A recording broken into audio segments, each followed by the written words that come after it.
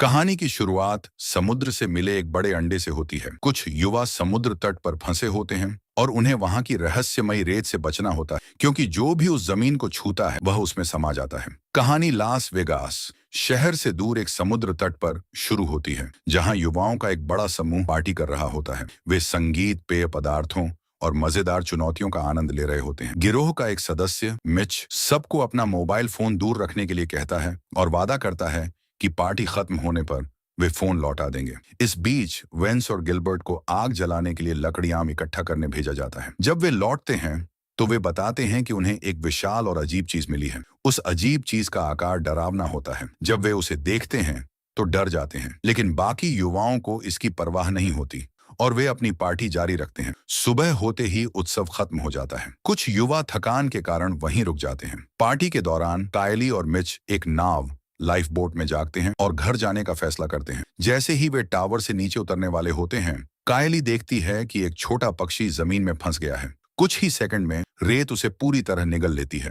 तभी बाकी समूह भी जाग जाता है। चंदा देखती है कि उसकी दोस्त मार्शा अभी भी लकड़ी की मेज पर बेहोश पड़ी है, लेकिन वे सब साथ निकलना चाहते हैं, इसलिए चंदा उसे जगाने की कोशिश करती है। मार्शा जाग जाती है, लेकिन जैसे ही वह जमीन पर पैर रखने वाली होती है, कायली उसे चेतावनी देने की कोशिश करती है कि रेत में कुछ अजीब है, लेकिन मार्शा कायली की बात नहीं सुनती। जैसे ही वह मेज से उतरती है, उसके पैर अचानक फंस जाते हैं, जैसे किसी ने उसे पकड़ लिया हो। वह घबरा जाती है और समझ नहीं पाती कि उसके साथ क्या हो रहा है। वह अपने हाथों से खुद को छुड़ाने की कोशिश करती है, लेकिन इससे हालात और बिगड़ जाते हैं। धीरे धीरे रेत उसे निगलने लगती है और वह डर से जोर जोर से चिल्लाने लगती है। वेंस चिंतित होकर अपनी दोस्त को बचाने के लिए भागता है, लेकिन जैसे ही वह उसके पास जाने की कोशिश करता है, वह खुद भी गिर जाता है और रेत में फंस जाता है। सभी युवा घबरा जाते हैं और वेंस को बचाने का तरीका खोजने लगते हैं। दूसरी तरफ वेंस मदद के लिए चिल्लाता रहता है। मिच जल्दी से एक लाइफ राफ्ट जीवन रक्षक बेड़ा वेंस की ओर फेंकता है और उसे पकड़ने के लिए कहता है, लेकिन वेंस अब हिल नहीं सकता। कुछ ही पलों में उसका चेहरा रेत में समा जाता है और फिर पूरा शरीर भी उसमें चला जाता है। यह देखकर बाकी सभी डर जाते हैं। वे समझने की कोशिश करते हैं कि नीचे क्या हो रहा है और वे वहां से कैसे भाग सकते हैं। घबराए हुए रोनी को शक होता है कि यह समुद्र तट सरकार द्वारा किए गए किसी अजीब वैज्ञानिक प्रयोग या जहरीले रसायनों के असर से प्रभावित हो सकता है। जोएन को लगता है कि रोनी की बात सही नहीं हो सकती। वह मानता है कि यह किसी तरह का हादसा हो सकता है, जिसमें ऐसी कोई चीज हो जो इंसानी त्वचा को घुला सकती है। वह सोचता है कि अगर वे रेत को खोदने में सफल हो जाते हैं तो शायद वेंस को बचाया जा सकता है, लेकिन चंदा सुझाव देती है कि उन्हें पुलिस को फोन करके मदद मांगनी चाहिए। ये सुनकर गिलबर्ट कहती है कि उनके मोबाइल फोन अभी भी काम कर रहे होंगे और पूछती है कि वे कहाँ हैं। लेकिन समस्या यह थी कि मिच ने सभी के मोबाइल कार की डिग्गी में रख दिए थे और कार की बैटरी रात भर हेडलाइट्स जलने की वजह से खत्म हो गई थी। इस बीच कायली सीढ़ी के किनारे जाती है और जैसे ही वह अपना हाथ जमीन के करीब लाती है, वह रेत में अनगिनत टेंटाकल्स, लंबे डरावने सूंड जैसे हाथ देखती है। ये टेंटाकल्स किसी भी जीवित चीज को पकड़ने की कोशिश कर रहे थे। उसी समय गिलबर्ट जागता है और पाता है कि वह एक धातु के बैरल बड़े ड्रम के अंदर बंद है। उस बैरल के ऊपर कुछ अजीब और डरावने चित्र बने हुए थे, जिससे उसे और भी ज्यादा डर लगने लगता है। यह सब देखकर गिलबर्ट बहुत गुस्सा हो जाता है और दोस्तों से कहता है कि उसे इस बैरल से बाहर निकालें। वह खुद को आजाद करने की कोशिश करता है, लेकिन बाकी लोग उसे रोकते हैं और चेतावनी देते हैं कि अगर वह बाहर निकला तो रेत उसे भी निगल लेगी। जब गिलबर्ट को अपने दो दोस्तों की मौत के बारे में पता चलता है तो वह बहुत निराश हो जाता है और खुद को शांत करने की कोशिश करता है। मिच उसे समझाता है कि कुछ घंटों में समुद्र का ज्वार बढ़ेगा, जिससे वह सुरक्षित बाहर निकल सकेगा। कायली को मिच की इस बात पर शक होता है और वह उससे सवाल करती है कि क्या ज्वार सच में इतना बढ़ेगा कि गिलबर्ट को बचाया जा सके। मिच धीरे से कहता है कि उसने सिर्फ गिलबर्ट को हिम्मत देने के लिए ऐसा कहा था, ताकि वह घबराए नहीं। घंटों बीत जाते हैं, लेकिन सभी युवा अभी भी समुद्र तट पर फंसे हुए होते हैं। ये समझ नहीं आता कि वे इस डरावनी स्थिति से कैसे बचें। सूरज की तेज रोशनी में वे सभी बुरी तरह जल रहे थे, क्योंकि उनके पास लाइफ बोट तक पहुंचने का कोई तरीका नहीं था। कायली डिब्बों की जांच करती है और माचिस की एक डिब्बी पाती है, जिसे वह किसी आपात स्थिति के लिए बचाने का फैसला करती है। वह कुछ सनस्क्रीन भी उठाती है और जल्दी से अपने दोस्तों को देती है, जो वाहन में फंसे हुए हैं, ताकि वे खुद को सूरज की गर्मी से बचा सकें। युवा लोग घटनाओं का विश्लेषण करते हुए पिछली रात को याद करने लगते हैं। कायली बताती है कि पार्टी में शामिल सभी लोग समुद्र तट पर ही थे। इस बिंदु पर समूह को एहसास होता है कि बाकी सभी लोग पहले ही रेत में समा चुके हैं। केवल उनका सामान पीछे रह गया है। जॉन गिलबर्ट को सनस्क्रीन देता है क्योंकि वह लगातार धूप में जल रहा था। इसके बाद कायली समुद्र तट का अवलोकन करती है और देखती है कि वेंस और गिलबर्ट द्वारा लाई गई विशाल वस्तु अब नष्ट हो चुकी है। यह देखकर युवाओं को एहसास होता है कि वह कोई विशाल विदेशी एलियन अंडा हो सकता है जो तब फूटा जब सभी सो रहे थे। यह सुनकर गिलबर्ट हताश हो जाता है और बैरल पर झूलने लगता है, लेकिन कायली उसे शांत करती है और कायली कहती है कि यह जीव शायद अभी पूरी तरह विकसित नहीं हुआ है, इसलिए उनके पास बचने का मौका है। उन्हें यह पता लगाना होगा कि यह राक्षस कितनी दूरी तक हमला कर सकता है। कायली एक सॉसेज का पैकेट उठाती है और उसमें से एक टुकड़ा दूर फेंक देती है। जैसे ही वह जमीन को छूता है, रेत उसे तुरंत निगल लेती है। कायली सुझाव देती है कि वे इस प्रक्रिया को दोहराते रहें जब तक कि उन्हें वह सीमा न मिल जाए जहां तक यह प्राणी हमला कर सकता है। मिच एक और सॉसेज फेंकने की कोशिश करता है, लेकिन तभी एक सीगल समुद्री पक्षी उसे लपक लेता है और गिलबर्ट के सामने ही उसे खाने लगता है। गिलबर्ट इससे नाराज हो जाता है क्योंकि उसे लगा था कि वे आखिरी सॉसेज फेंकने से पहले कुछ और परीक्षण कर पाएंगे। कायली अपने दोस्त से कहती है कि इसे दूसरी दिशा में फेंक कर कोशिश करें। ऐसा करने पर वे आखिरकार उस सीमा को ढूंढ लेते हैं जहां तक टेंटेकल्स, राक्षसी सूंडें नहीं पहुंच सकते। ये देखकर सभी को थोड़ी राहत मिलती है, लेकिन चंदा उन्हें याद दिलाती है कि इससे कोई फायदा नहीं होगा। वह कहती है कि सुरक्षित जगह बहुत दूर है और उनके पास वहां तक पहुंचने का कोई सुरक्षित रास्ता नहीं है। चंदा इस बात से गुस्सा हो जाती है कि उनके पास बचने का कोई तरीका नहीं है। तभी जोन को एक आइडिया आता है। वह वाहन से एक सर्फ बोर्ड निकालता है ताकि वह सुरक्षित रूप से समुद्र तट तक चल सके। वह धीरे धीरे लकड़ी की मेज के करीब पहुंचने में सफल हो जाता है, लेकिन जैसे ही वह बेंच पर अपना पैर रखता है, एक बोर्ड फिसलने लगता है। इससे जोन अपना संतुलन खो देता है और रेत पर गिरने लगता है। सभी लोग घबरा जाते हैं क्योंकि वे देखते हैं कि जीव के टेंटाकल्स, लंबे डरावने हाथ धीरे धीरे जोन तक पहुंच रहे हैं। जोन दर्द से चिल्लाता है और खुद को बचाने की कोशिश करता है। तभी वह अपनी पूरी ताकत लगाकर कूदता है और लकड़ी की मेज पकड़ने में कामयाब हो जाता है। हालांकि उसके पेट पर गहरे जख्म हो जाते हैं, जिससे वह दर्द से कराहता हुआ लेट जाता है। सभी दोस्त जल्दी से उसे शांत करने की कोशिश करते हैं। कुछ मिनटों बाद जोन उठने की कोशिश करता है और बैग की जांच करता है। उसे बैग में बड़ी मात्रा में खाना मिलता है।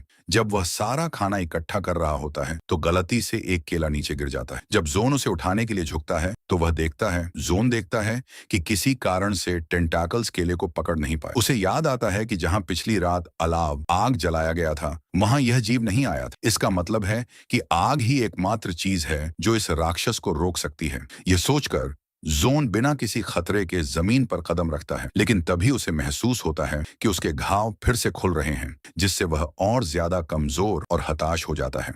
कायला देखती है कि जोन की हालत बिगड़ रही है, इसलिए वह उसे शांत करने की कोशिश करती है। वह कहती है कि उसे समूह के बाकी लोगों के लिए कुछ खाना फेंकना चाहिए ताकि वे भूखे न रहें। जोन अपनी तकलीफ के बावजूद जमीन पर खड़े रहने की कोशिश करता है और अपने दोस्तों की ओर खाने के पैकेट फेंकता है, लेकिन जैसे ही वह मिच की ओर एक पेय ड्रिंक कैन फेंकने वाला होता है, उसे महसूस होता है कि उसके घाव फिर से खुल रहे हैं। वह तेज दर्द से कराह उठता है और उसके हाथ से कैन अचानक जमीन पर गिर जाती है। जोन की हालत और बिगड़ जाती है, जिससे वह तेज दर्द में लकड़ी की मेज पर गिर जाता है।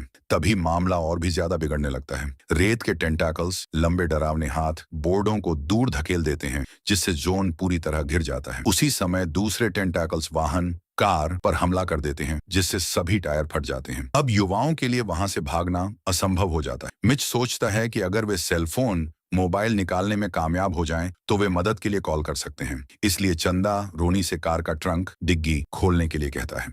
रोनी कार के बम्पर पर संतुलन बनाते हुए ट्रंक तक पहुंचने की कोशिश करती है, जहां सभी मोबाइल रखे हैं। अपनी योजना शुरू करने से पहले रोनी चंदा से कहती है कि उसने एक अलविदा पत्र लिखा है। अगर उसे कुछ हो जाता है तो चंदा को बहुत सावधानी से वह पत्र उसकी मां को देना होगा। चंदा रोनी को पकड़कर सहारा देता है। रोनी कार के बम्पर पर संतुलन बनाकर ट्रंक को खोलने में सफल हो जाती है, लेकिन समस्या यह होती है कि हर बार जब वह इसे पूरी तरह खोलने की कोशिश करती है तो वह फिसल जाती है और ट्रंक फिर से बंद हो जाता है। फिर भी वे हार नहीं मानते और बार बार इसी रणनीति को दोहराने की कोशिश करते हैं, लेकिन तब तक कोई फायदा नहीं होता जब तक कायला को एक अच्छा विचार नहीं आता। वह लाइफ सेविंग हुक, बचाव के लिए इस्तेमाल होने वाला लंबा डंडा लेकर रोनी को पकड़ने में मदद करती है।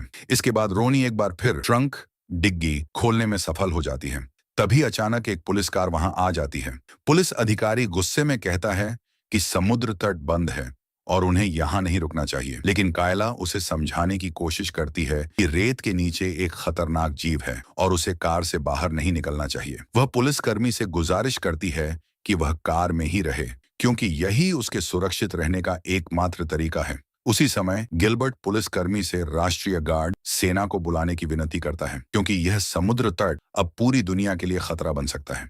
लेकिन समस्या यह थी कि पुलिस अधिकारी को लगता है कि युवाओं ने कोई नशे वाला रसायन ले लिया है। वह उनकी बातों पर भरोसा नहीं करता और कार से बाहर निकल जाता है। लेकिन उसके मजबूत जूतों की वजह से वह रेत में नहीं फंसता और आराम से घूमने लगता है। टेंटाकल्स चुपचाप उसका पीछा करते हैं और उसे पकड़ने की कोशिश करते हैं, लेकिन उसे इसका एहसास नहीं होता। फिर वह जमीन पर पड़े जोन के शरीर को देखता है, जो अब खतरनाक संक्रमण, घाव और बीमारी की वजह से बेहद कमजोर हो चुका है। दूसरी तरफ रोनी का हाथ अब भी कार में फंसा हुआ है। वह गिलबर्ट को धातु के बैरल से बाहर निकालने की कोशिश करता है, लेकिन गिलबर्ट बहुत भारी होता है और वह खुद को छुड़ा नहीं पाता। जब उसे एहसास होता है कि कोई भी उसकी मदद नहीं कर सकता, तो वह कायला और मिच को लाइफगार्ड स्टेशन से नीचे आने के लिए कहता है, ताकि वे कुछ सवालों के जवाब दे सकें। लेकिन हताश कायला समझाने की कोशिश करती है कि कुछ लोग घायल हैं, कुछ बीमार हैं और कुछ पहले ही मर चुके हैं, इसलिए उन्हें जल्द से जल्द यहाँ से निकलना होगा। फिर भी पुलिसकर्मी उनकी बात अनसुनी कर देता और उन्हें अपने पास आने के लिए कहता है। जब कायला और मिच रेत पर जाने से इनकार कर देते हैं, तो पुलिसकर्मी गुस्से में आकर अपना मिर्च स्प्रे निकालता है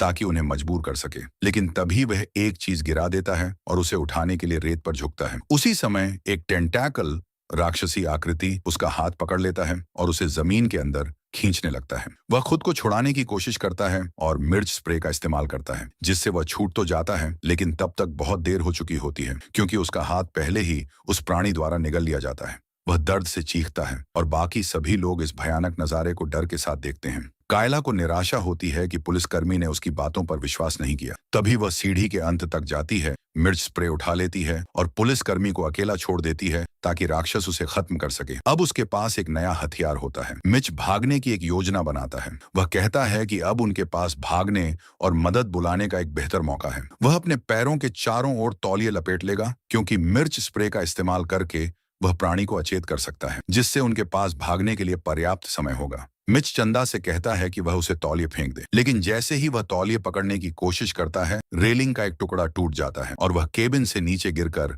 रेत में फंस जाता है। हताश मिच मदद के लिए चिल्लाने लगता है और कहता है कि अब वह अपने शरीर के किसी भी हिस्से को महसूस नहीं कर सकता, लेकिन कोई भी उसकी मदद करने के लिए वहां तक नहीं पहुंच पाता, जिससे वह पूरी तरह से प्राणी के कब्जे में आ जाता है। कुछ ही सेकंड में रेत से निकलने वाले जाल मिच के गले में लिपट जाते हैं और वह अचानक हिलना बंद कर देता है। राक्षस मिच के शरीर को नष्ट कर देता है और वहां सिर्फ एक बड़ा खून का धब्बा रह जाता है। कायला को एहसास होता है कि अगर वे वहीं रुके रहे तो कोई भी जीवित नहीं बचेगा। वह खुद को संभालती है और अपने साथियों को शांत करती है ताकि वे भागने की नई योजना बना सकें। जल्दी से कायला रेलिंग का एक और टुकड़ा निकालकर फेंक देती है। चंदा सभी जरूरी चीजों को इकट्ठा करती है और फिर वह वाहन में कूद जाती है। अपने दोस्त से मिलने के बाद वे रोनी को छुड़ाने में कामयाब हो जाते हैं। वे उसके घायल हाथ को कपड़े से बांध देते हैं ताकि उसका दर्द थोड़ा कम हो सके। इसके बाद कायला गिलबर्ट को शांत करने की कोशिश करती है और कहती है कि वे उसे बचा लेंगे। जैसे ही उन्हें बैरल तक पहुंचने का कोई रास्ता मिलेगा, वे उसे बाहर निकाल लेंगे। गिलबर्ट को बस थोड़ा इंतजार करना होगा। इसके बाद तीनों ने रेत पर लकड़ी के टुकड़े बिछाए ताकि वे संतुलन बनाए रख सकें। फिर वे धीरे धीरे उस मेज की ओर बढ़ने लगते हैं जहां जोन मौजूद है। अब रोनी आखिरी व्यक्ति होती है जो मंच पार कर रही होती है, लेकिन आधे रास्ते में उसे एहसास होता है कि उसके घाव से बहुत ज्यादा खून बह रहा है। कमजोरी के कारण उसका संतुलन बिगड़ जाता है और वह जमीन पर गिर जाती है। जैसे ही वह रेत को छूती है, राक्षस के टेंटाकल्स उसे पकड़ लेते हैं। कायला अपने दोस्त को मिर्च स्प्रे से बचाने की पूरी कोशिश करती है, लेकिन टेंटाकल्स फिर भी रोनी को अपनी पकड़ में ले लेते हैं और उसे तेजी से जमीन के अंदर खींच लेते हैं। अब केवल 4 लोग ही जीवित बचे होते हैं और वे अपनी भागने की योजना जारी रखते हैं। चंदा मिच की बनाई गई रणनीति को अपनाती है। वह अपने पैरों पर तौलिए लपेटती है जिन पर मिर्च स्प्रे लगाया गया होता है, ताकि वह सुरक्षित रूप से वाहन की ओर भाग सके। लेकिन बाहर निकलने का कोई रास्ता नहीं होता और गिलबर्ट पूरी तरह से टेंटैकल्स द्वारा निगल लिया जाता है। राक्षस अपने असली रूप में आकर उसे समुद्र तट की ओर खींच लेता है। अपने दोस्त को मरते हुए देखकर चंदा डर और दुख से रोने लगती है। तभी राक्षस इस मौके का फायदा उठाकर वाहन पर हमला कर देता है। हमले की वजह से चंदा वाहन के हुड पर गिरकर बेहोश हो जाती है। अब तीनों लोग समुद्र तट पर फंसे रह जाते हैं और उनकी हालत और भी खराब हो जाती है। कायला आखिरकार अपने दोस्त को होश में लाने में सफल हो जाती है। तभी चंदा को एक लाइफ बोट मिलती है जिसे वह जमीन पर फेंक देती है ताकि इसे भरकर रेत पर एक मंच की तरह इस्तेमाल किया जा सके। जल्द ही चंदा कायला की मेज के पास पहुंच जाती है और लाइफ बोट की मदद से वे जोन को कार तक ले आती हैं, क्योंकि जोन अपनी चोटों की वजह से बहुत कमजोर हो चुका होता है। जैसे ही वे जाने वाले होते हैं, अचानक जमीन से एक बड़ा टेंटाकल निकलता है और कंपन के कारण कायला लाइफ बोट में गिर जाती है। लेकिन वह जल्दी से कार की छत पर चढ़ जाती है और ईंधन के एक गैलन को पकड़ने की कोशिश करती है।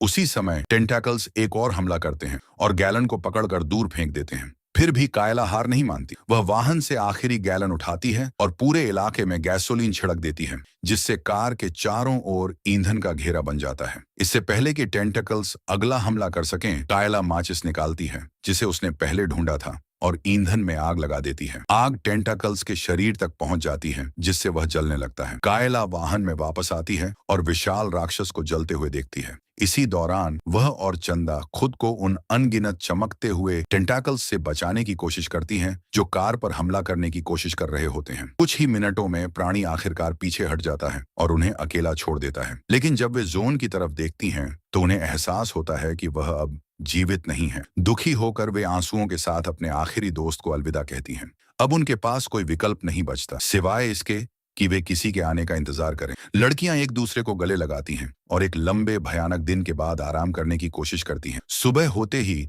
एक व्यक्ति वाहन के पास आता है और देखता है कि कार में सभी बेहोश पड़े हैं। वह खिड़की पर दस्तक देता है, जिससे लड़कियां जाग जाती हैं और दरवाजा खोलती हैं। जब उन्हें एहसास होता है कि वे अब बिना किसी खतरे के रेत पर चल सकती हैं, तो उन्हें राहत मिलती है। इसके बाद वे इस खतरनाक जगह को हमेशा के लिए छोड़ देती हैं। इसी सस्पेंस के साथ यह कहानी यहीं समाप्त होती है। ये कहानी पसंद आई हो तो वीडियो को लाइक करें और चैनल को सब्सक्राइब करना न भूलें।